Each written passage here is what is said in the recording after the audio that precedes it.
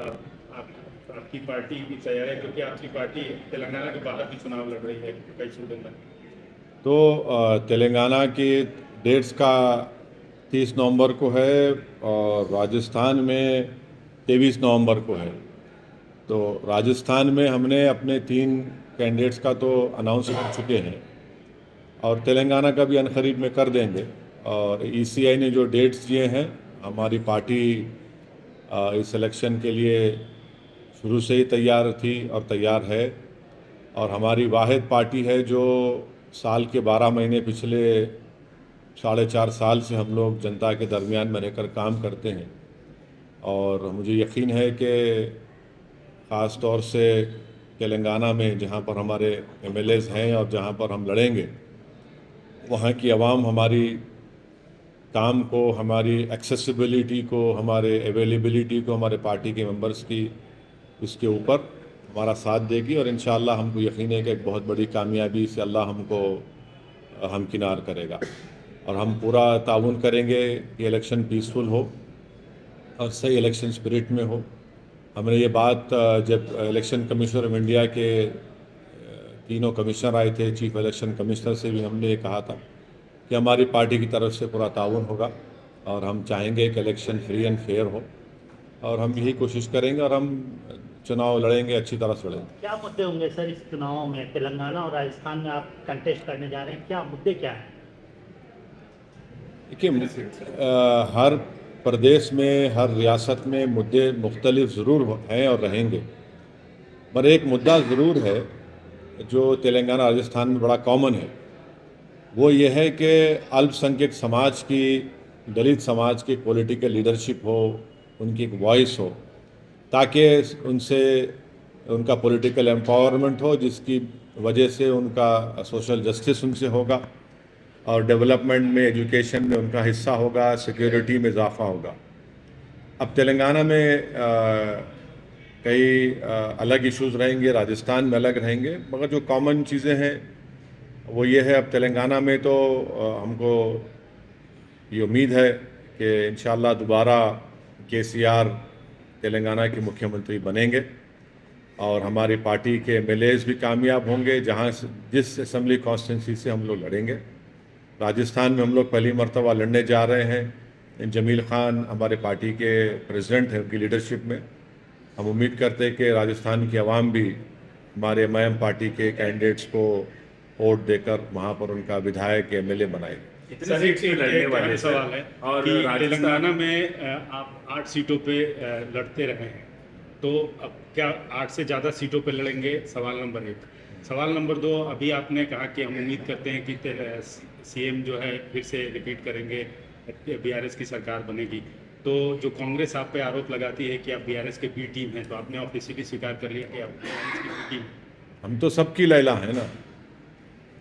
जब 2004 से 2012 तक डॉक्टर मनमोहन सिंह की तायद कर रहे थे, तो इनको जब याद नहीं आया, ये तमाम अपॉर्चुनिस्ट और ये सूडो सेकुलर लोगों को, जब 2008 में कम्युनिस्ट पार्टी के लोग इनका हाथ छोड़ दिए, दामन छोड़ दिए, तो जब असदुद्दीन ओवैसी इनका साथ दिया था, एमआईएम पार्टी ने साथ दिया था न्यूक्लियर डील के वक्त, जबकि किरण कुमार रेड्डी अर्सवाल आंध्र प्रदेश में नो कॉन्फिडेंस मोशन आया तो असेंबली में एमआईएम पार्टी के एमएलए इनका साथ दिए थे।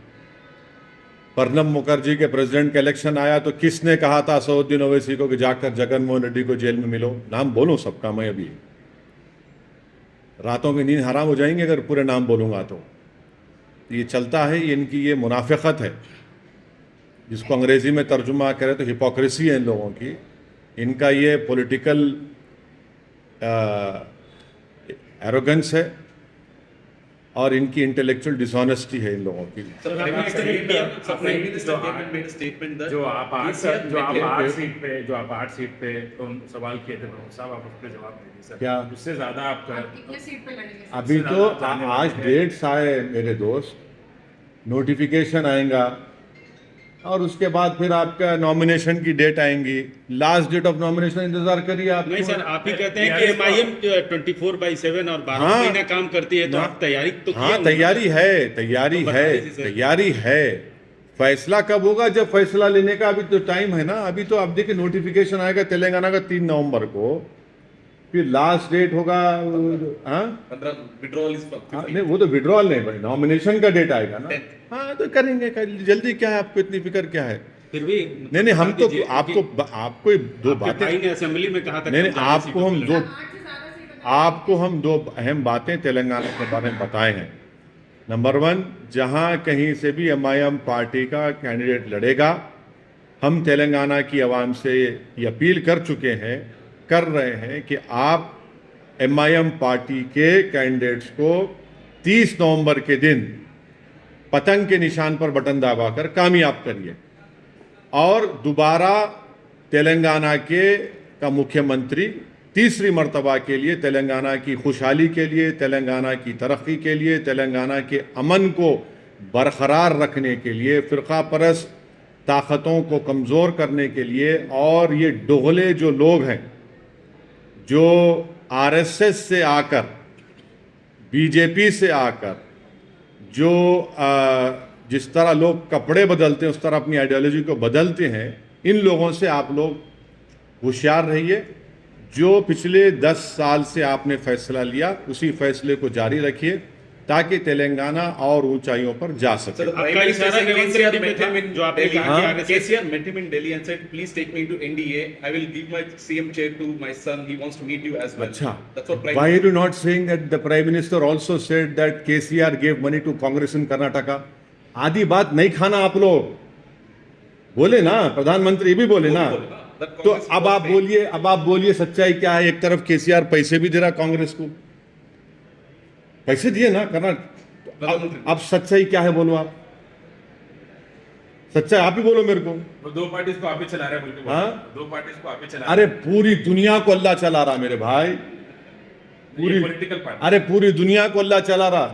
मैं तो अल्लाह, हम सब लोग क्या बोलते कठपुतली हैं, हाँ, वो दुनिया अल्लाह चला रहा। आप जो प्राइम मिनिस्टर का सिलेक्टिव जुमला निकाल रहे हैं, मगर दोनों जूसी हैं।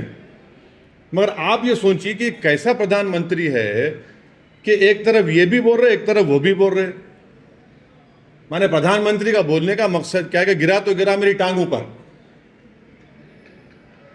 वो मतलब है उनका।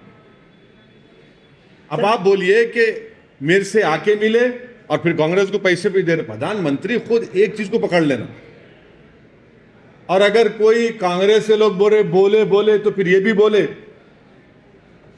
अगर वो सच बोल रहे तो कई बातें सच निकल जाएंगी, फिर आप लड़ ही नहीं सकेंगे मोदी से। आपने कहा कि आरएसएस से और दूसरी पार्टियों से हाँ। आके चोला बदल के कर रहे हैं, आपका इशारा रेवंत रेड्डी की तरफ था? बिल्कुल, मैं तो खुलेआम बोल चुका हूं। 1999 के असेंबली इलेक्शन में जब हमारे लेट मरहूम सैयद सज्जाद साहब इलेक्शन लड़ रहे थे, जनाब किशन रेड्डी बीजेपी के कैंडिडेट थे। मैंने अपनी आंखों से देखा है उसको, किशन रेड्डी के साथ काम करते हैं बीजेपी का। क्या बात कर रहे हैं वो बोल रहे हैं कि मैं विद्यार्थी परिषद। अरे मैं देखा हूं, मैं देखा हूं ना। वो कह रहे हैं मैं बीजेपी में नहीं। अरे कैसा नहीं थे, अरे मैं देखा हूं, 2 जगह पे देखा हूं। नॉमिनेशन फॉर्म किशन रेड्डी डालने आए थे, खैरताबाद में ऑफिस था आरओ का। फिर गुडी मलकापुर मार्केट जो उस वक्त कारवान कैसा था, मैं देखा हूं। माने ये ऐसा है ना कि ये 2 पार्टी बीजेपी और कांग्रेस जो है, आप देखते होंगे गाँव में या शहरों में हर कोर्ट के सामने एक बेचारा बैठता है कुर्सी टेबल डाल के, आइए हम नोटरी कर देंगे, आ जाइए ना, आ जाइए नोटरी कर देंगे। ये दोनों बैठे नोटरी दुकान में और बोलते जबान निकालो, लगाओ सेकुलर, तुम नेशनलिस्ट। ये कब तक चलेगा ये ड्रामा? ये दोनों बैठे हैं दुकान डाल के, इनका मामला वही है। अब आप बताइए, जो बीजेपी से आ रहा है वो हमको कह रहा है कि हम हैदराबाद के नहीं महाराष्ट्र के हैं। अरे भैया, तू तो बात कर रहा है गोलवालकर की जबान में, तुम बात कर रहे हो दीनदयाल उपाध्याय की जबान में, तुम बात कर रहे हो राजू भैया की जबान में, तुम बात कर रहे हो प्रेजेंट सरसंघचालक की जबान में, तुम वो पूरी किताबों का निचोड़ हो तुम, जो आरएसएस के लोगों ने लिखी है।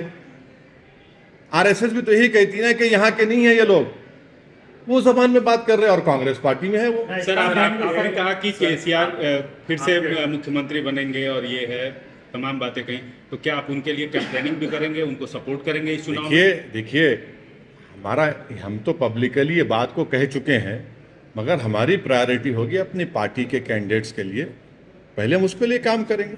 नहीं, सर आपके जो फ्लोर लीडर है और आपके भाई भी है, उन्होंने सोनिया गांधी के ओरिजिन पे क्वेश्चन किया, हमारा क्वेश्चन किया जा रहा है कि कहाँ के, हम तो हिंदुस्तान के हैं, हमारे परदादा हिंदुस्तान के हैं, हम कहीं नहीं, हमारे परदादा हिंदुस्तान के नहीं है। हमारा मानना यह है कि जब अल्लाह सुब्हाना व तआला ने बाबा आदम अलैहिस्सलाम को जब दुनिया में भेजा जन्नत से, तो उनका पहला कदम यहाँ पर था। हाँ, हमारा वहां से शुरू हो रहा मामला, हमारा वहां से शुरू हो रहा। आप क्यों आप दादा परदादा पे जा रहे हैं? वहां से शुरू हो रहा। हाँ सर, सोनिया गांधी हाँ, के- चलो बोल। सोनिया गांधी के सर क्या आप राजस्थान, मध्य प्रदेश और छत्तीसगढ़ में ही कैंपेन करने जाएंगे? राजस्थान में आपके कैंडिडेट? राजस्थान में तो जाना ही जाएंगे, हमारे कैंडिडेट्स हैं वहाँ पर, कैंपेन करेंगे, क्योंकि 7 दिन पहले राजस्थान में है, फिर उसके बाद मैंने 21 तारीख को कैंपेन खत्म होगा राजस्थान में, और तेलंगाना में खत्म हो जाएगा 28 को, तो दोनों जगह सर जाएंगे। मध्य प्रदेश के बारे में आपने नहीं बताया। अभी हम बात करके बताएंगे, 1-2 दिन में बता देंगे आप।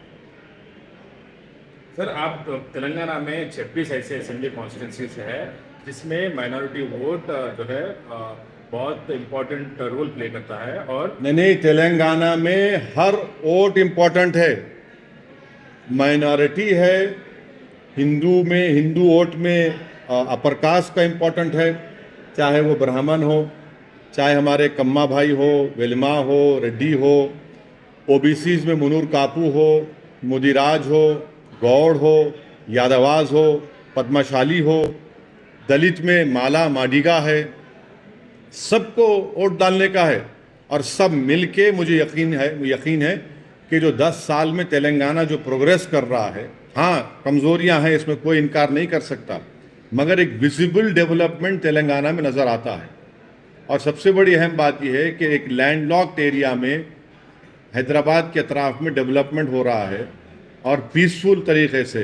आज आप देखिए कि मुस्लिम समाज आगे आकर कहा कि हम अपनी मीलाद की रैली को 3 दिन बाद कर लेंगे। ये पूरी हमने, बल्कि ना सिर्फ तेलंगाना बल्कि यहाँ के मुसलमानों ने पूरी देश को एक राह दिखाई, और जब ये फैसला यहाँ पर लिया गया, सब जगह पर लोग ऐसा लिए फैसला, ये बहुत बड़ा डेवलपमेंट है। सर आप पूरी सवाल नहीं सुने। ये जो 26 असेंबली कॉन्स्टिट्यूंसीज है जहाँ पे डिसाइडिंग फैक्टर बोला जाता है, तो आप मैं आपको क्या कह रहा हूँ, 119 पे इलेक्शन हो रहा, 26 पे नहीं हो रहा। नहीं, आप, मैं समझ गया आप क्या बोलना चाह रहे हैं। ये बीआरएस को सपोर्ट करने के नहीं, लिए आप सुनिए, अपील करेंगे? नहीं, ये अरे आप बोल दिया ना, अभी और क्या बोलूं तुम्हारे। 26 पे नहीं तो आप अरे बाबू, मैं क्या बोला हूं, सुनो, तुम रिवाइंड करके देख लो। सर कई राज्यों में, राजस्थान खासतौर पे अगर हम बात करें, जिक्र करें, राजस्थान में उन्होंने भी बिहार की तर्ज पे कास्ट सेंसस को उन्होंने बोला है कि हम कास्ट सेंसस लेके जाएंगे। एमआईएम पार्टी का आपका क्या रुख है कास्ट सेंसस? हम तो पार्लियामेंट में खड़े होकर देश के प्रधानमंत्री और रूलिंग पार्टी से हमने डिमांड किया कि आप पूरे देश में कास्ट सेंसस कराइए, बल्कि इससे बढ़कर हमने कहा कि आप 50% रिजर्वेशन की लिमिट को ब्रीच करिए, कॉन्स्टिट्यूशनल अमेंडमेंट लाइए। बल्कि इससे ज़्यादा हम ही नहीं कहा पार्लियामेंट में कि वुमेन रिजर्वेशन में ओबीसी वुमेन का हिस्सा मिलना चाहिए, मुस्लिम महिलाओं को हिस्सा मिलना चाहिए, और हम ही थे जिन्होंने हमारे अमेंडमेंट्स पर वोटिंग कराई। कांग्रेस ने तो मोदी जी का साथ दिया। ओबीसी से क्या मोहब्बत है कांग्रेस को? क्या तेलंगाना में भी कास्ट सेंसस? अरे पूरे देश में होना चाहिए, क्यों आप तेलंगाना पर, तो पूरा कंट्री में होना चाहिए, और प्रधानमंत्री को करना चाहिए कास्ट सेंसस। और कांग्रेस पार्टी से हमारा सवाल है कि जब चिदम्बरम ने उसको करवाया था तो रिलीज क्यों नहीं किया? उसको रिलीज कर देना चाहिए था यूपीए की सरकार को। आपने उसको क्यों रिलीज नहीं किया? माने जिम्मेदारी आप पर भी आती है, खाती आप भी हैं। ऐसा क्या अनकंफर्टेबल हो गया आप उस रिपोर्ट में देखकर? वो रिपोर्ट तैयार हो चुकी थी 2014 से पहले ओबीसी का सेंसस की, जिसको मनमोहन सिंह की और कांग्रेस सरकार ने रोक के रखा उसको। राजस्थान सरकार ने, अशोक गहलोत की सरकार ने जो ये कास्ट सेंसस पे डिसीजन लिया, आप उसको इंडोर्स करते हैं, उसको समर्थन करते हैं, उनको बोलते अरे अभी अब क्या है, अभी तो चुनाव सामने है। आप राजस्थान में हैं? कितनी चुनाव को सीटों पे देखते हुए लड़ेंगे? ये नजर अरे आपको पहले करना चाहिए था ना, पहले कर देते आप। राजस्थान में कम से कम कितनी सीटों पे लड़ेंगे? 3 तो लड़ रहे हैं, अब बताएंगे और भी आप।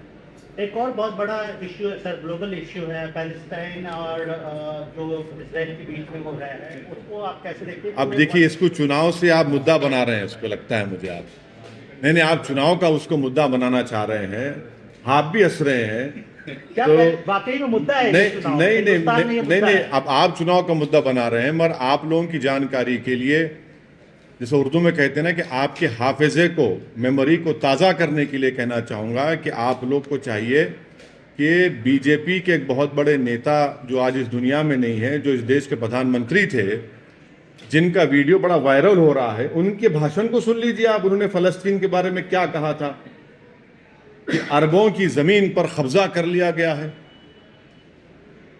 और दूसरी बात यह है कि भारत में हमने एक पोस्ट स्टैम्प निकाला था, सॉलिडेरिटी विद पैलेस्टाइन, वो भी आजकल देख रहे हैं आप लोग। हमारी शुरू से पॉलिसी फ़लस्तीनियों की तायीद में रही है। इसमें शिफ्ट आया जब कांग्रेस की सरकार थी, उसमें एक शिफ्ट आया। तो ये एक, और फिर पांचवी बात यह है कि ओस्लो एग्रीमेंट हुआ, और ओस्लो एग्रीमेंट में कहा गया था कि वेस्ट बैंक और गाजा में इंडिपेंडेंट पैलेस्टीनियन कंट्री बनाया जाएगा। 5 साल जाके 30 साल हो गए।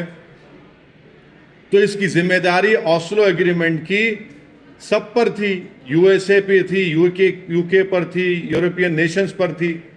तो 5 साल जाके 30 साल हो गए आज आप। और आपको ये समझना चाहिए कि जो इलीगल सेटलमेंट्स बनाए जा रहे हैं वहाँ पर ओस्लो एकॉर्ड के खिलाफ, जेनीन रेफ्यूजी कैंप में जाकर आप उनको मारा और पीटा जाता है। ये बात दुनिया जानती है कि वहाँ पर मस्जिद अक्सा है, बैतुल मुक़द्दस है। ये सब इम्पॉर्टेंट चीज़ें हैं। आपको दुनिया को ये भी समझना चाहिए कि गाज़ा की जो स्ट्रिप है, आपने तो 16 साल से ब्लॉकेट करके रखा इजराइल ने वहां पर उसको। 16 ईयर्स से ब्लॉकेट है। ओपन एयर प्रिजन है वो। क्या है बताइए अब आप उसका। एक उसका रास्ता था दारुल बला में, आपने पेरीमीटर लगा दिया। 2005 में रास्ता बंद कर दिया आपने। इजराइल ने गाज़ा एयरपोर्ट को 2001 में बर्बाद कर दिया। करीम अबू सालम एक इलाका है, आपने 2008 में इजराइल ने बंद कर दिया। हाँ, फिर आपका गाज़ा सिटी का 2010 में आपने उसको बंद कर दिया। बेत हनोन में सिर्फ उन्हीं लोगों को क्रॉस करने दिया जाता है जिसके पास इजरायली का इशूड परमिट्स है। राफा जो इजिप्ट में आता है रास्ता, उसमें स्पोरेडिकली कभी भी खोल दिया जाता है। हजारों बच्चों को जो फॉरेन स्टडीज का वीजा मिलता, जाने नहीं दिया जाता उन लोगों को पढ़ने के लिए। ओपन एयर प्रिजन बना के रख दिया आपने गाजा और वेस्ट बैंक को। और फिर आप बोल रहे हैं कि ये क्या हो रहा है। वायलेंस, अप्रेसर कौन है वहां पर? अप्रेसर इजराइल है। अप्रेस कौन है? फलस्तीनी है। वायलेंस कोई भी करो, हम उसको कंडेम करते हैं, चाहे कोई ऑर्गेनाइजेशन करो या फिर इजरायली गवर्नमेंट करो। और आप एक बात समझिए, 90 साल से फलस्तीनियों को दबाया जा रहा है। यूक्रेन में रशिया हमला करता है तो पूरे पहुंच गए। ये कौन सी मोहब्बत है? गोरी चमड़ी से मोहब्बत है और ब्राउन चमड़ी से मोहब्बत नहीं है क्या आप लोगों को? नहीं, सुनिए, यूक्रेन में हमला रशिया ने किया, आप वहां पर पहुंच गए। ये 90 साल से ये लोग हैं भाई। महात्मा गांधी ने क्या कहा था इन लोगों के बारे में, वो भी देख लीजिए आप। तो इस पर इतना ही हमको बोलना है। मुद्दा चुनाव का है, उसको लिमिटेड रखिए। सर 1000 लोग मारे गए इसराइल में, और आप कंडेम भी कर रहे हैं, और 500 टेररिस्ट मारे गए, बल्कि इसराइल डिफेंस फोर्स का ये कर रहा है। उसमें 200 तक, मतलब करीबन रिपोर्ट्स के मुताबिक 200 तक सिविलियंस भी रह सकते हैं बोल के बोल। मगर सर ये क्लियरली वॉर बोल के बोल रहे हैं, तो इस पे आपको what you like to state, because they are calling it as open war, not an escalation. Prime Minister also said it's an act of terror. And also they have And then they also said something else. आपको मैं बताना चाह रहा हूँ कि 90 साल में कितने फलस्तीनी मारे गए, कितने बच्चे मारे गए, कितने लोग जेलों में हैं। ओस्लो एकॉर्ड में आपको 5 साल में फ़लस्तीन को बनाना था, फ़लस्तीन कंट्री को बनाना था, आप 30 साल हो गए। ये सब चीज़ें हैं ना, सामने आपके हैं। वायलेंस कोई भी करो हम कंडेम करते उसको, मगर यहां पर जो वायलेंस जो सबसे ज्यादा किया जा रहा है वो तो इजराइल की तरफ से हो रहा है 90 साल से। 90 साल से कैंप डेविड कितने मरतबा हुआ बताइए? वायलेंस के मानते नहीं, वायलेंस को कंडेम करते हैं। अरे भाई, आप जो गाजा वेस्ट बैंक को आप फलस्तीनी मुल्क क्यों नहीं करार देते आप? और आपको तो कोई जो जो जो उसमें क्या बोलते हैं उसको, कौन सा लाइन बोलते हैं, जो ग्रीन लाइन की बात नहीं हो रही, आप तो ग्रीन लाइन नहीं बोले, वो दूसरे इलाकों में क्यों नहीं कर रहे आप? विड्रॉ कर लेना सर, तो क्या विड्रॉ करें? आपको मालूम ही नहीं क्या विड्रॉ करे? कुछ विड्रॉ नहीं करे, झूठ। Global powers have failed Palestine, sir. Yes, and it's a deliberate failure. It's a deliberate failure because it is they who were responsible for the implementation of Oslo Accord. And they had given a commitment that within 5 years, a new independent Palestinian country will come into existence. 30 years have passed. They remained as mute spectators when Israel entered into those areas and started building settlements. They became blind when the Palestinians were being butchered, when small children were killed and shot in their head. Who's the oppressor over here? From last 80 years, 90 years, issue is going on. So you believe this is resistance against the oppression? But Or it's a terrorist action? don't try to put words in my mouth. I have stated what I have to say. आप बोल रहे Israel का prime minister बोला कि छोड़ के चले जाओ, कहां जाएंगे? आप तो ओपन एयर जेल बना के रख दिए, 16 साल से ब्लॉकेट करके रख दिए गाजा को पूरा, किधर जाएंगे? ये सुनिए, 1.5 लाख पैलेस्टीनियन अब तक मारे गए, मारे भी गए, इंजर्ड भी हुए। 2008 से उन 1.5 लाख में 33,000 बच्चे थे। अब मारने वालों को टेररिस्ट बोलते क्यों नहीं आप लोग? फिर क्यों नहीं बोलते टेररिस्ट? आप 1.5 लाख या तो कत्ल कर दिए गए या फिर इंजर्ड है, और 2008 से 33,000 बच्चे मारे गए उसमें। अब कौन है टेररिस्ट में बताओ आप? आपका जो गाजा में है, आप गाजा के बाहर फैमिली विजिट नहीं कर सकते, अपना घर नहीं बना सकते, नौकरी नहीं मिलती, आप पानी में मच्छी नहीं पकड़ सकते, आप ट्रेड नहीं कर सकते गाजा के बाहर, आप निकल नहीं सकते। अगर आप सिविलियन को मारेंगे और तो वही ऑर्गेनाइजेशन को मजबूत कर रहे हैं आप। वायलेंस के हम कंडेम करते, वायलेंस नहीं होना चाहिए, मगर ये हकीकत को कौन बयान करेगा, कौन एक्सेप्ट करेगा? यूक्रेन में जो कुछ हो रहा है, तमाम बड़े बड़े ममालिक सुपर पावर एकदम अपने मॉरल्स को दिखाते हैं। भाई ये 90 साल का मसला नहीं है क्या? क्या यूनाइटेड किंगडम ने क्रिएट नहीं किया इसको? आप बताइए, इन चीजों को देखिए। सर 1000 टन बॉम्ब अभी तक गिराया गया है और 2000 म्यूनिशंस भी वहां पे गिराया गया है, और वो इजराइल डिफेंस फोर्स कह रहा है कि हम पीछे नहीं हटेंगे, हम डिफेंड करेंगे। हाँ नहीं, आप 90 साल से तो आप मार रहे हैं ना फलस्तीनियों को। 1.5 लाख फलस्तीनियों को आपने या तो जान से मार दिया उनको, या इंजर्ड किया। 2008 से 33,000 फलस्तीनी बच्चों को आपने उनकी जान ले ली। उसका क्या बोलेंगे